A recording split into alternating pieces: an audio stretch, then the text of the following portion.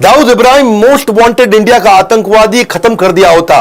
अजीत डोवाल ने दाऊद इब्राहिम की ना बेटी की शादी थी, जावेद मियांदाद क्रिकेटर था, उसके बेटे के साथ जुनैद मियांदाद, शादी हो गई पाकिस्तान में। पाकिस्तान शुरू से मना कर रहा है दाऊद इब्राहिम हमारे यहां नहीं है, हमारी जमीन पे नहीं रहता। इंडिया मांग रहा है पाकिस्तान से, पाकिस्तान कहता है ही नहीं यहां। इंडियन इंटेलिजेंस को जब पता चला तो पाकिस्तान को भी वहां समझ रहा था, उसने कहा भाई तुम रिसेप्शन यहां नहीं करोगे, यहां से निकल लो, तुम चले जाओ ग्रैंड हयात होटल के अंदर, दुबई में रिसेप्शन इनकी फिक्स हो गई, वलीमा बोलते हैं शायद इसको। और वो जब इनको पता चला अजीत डोवाल को, बोले सीधा मौका है, पहली बार इंडिया को पता है दाऊद इब्राहिम कितने बजे कहां कैसे किस गली में मिलेगा, ठा गेम ओवर करेंगे। अजीत डोवाल ने अपने यहां गवर्नमेंट को समझा दिया हम कुछ नहीं करेंगे, ऐसा करते हैं। इसमें छोटा राजन के शार्प शूटर उठाते, नेपाल से इनकी पुरानी दुश्मनी है और दुश्मन को दुश्मन से बढ़वाते, हमारा काम अपने आप हो जाएगा। छोटा राजन के 2 शार्प शूटर ये काठमांडू के रास्ते दिल्ली ले आए और दिल्ली लाके एक 5 स्टार होटल में उनको ट्रेन कर रहे थे। हाँ, क्योंकि इनका जो झगड़ा है पुराना झगड़ा था, ये 90s का झगड़ा था, हिंदू डॉन मुस्लिम डॉन, और उस झगड़े को ये भुनाना चाहते थे।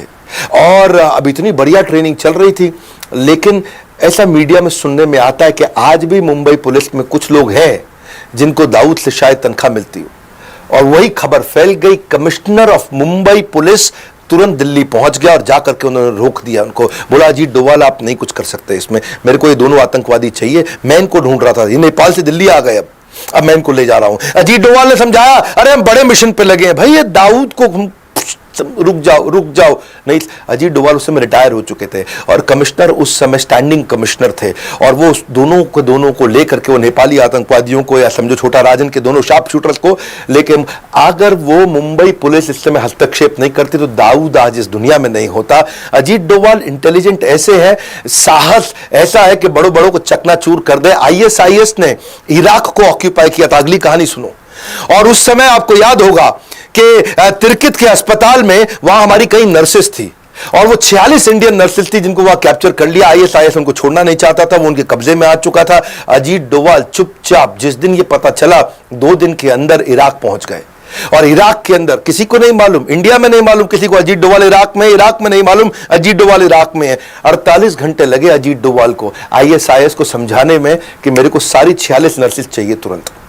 48 घंटे के अंदर, दुनिया में आज तक किसी को नहीं मालूम अजीत डोवाल उनसे क्या बोल के आए। ISIS जो अमेरिका की नहीं सुनता, रशिया की नहीं सुनता, किसी की नहीं सुनता, वो अजीत डोवाल की सुन लिया। 48 घंटे के अंदर सारी 46 नर्सेस को एकदम सुरक्षित वापस इंडिया में ले आए। ऐसे आदमी, पुलवामा में अटैक हुआ, उससे पहले अटैक हुआ, यही तो मास्टरमाइंड है हमारे सर्जिकल स्ट्राइक के।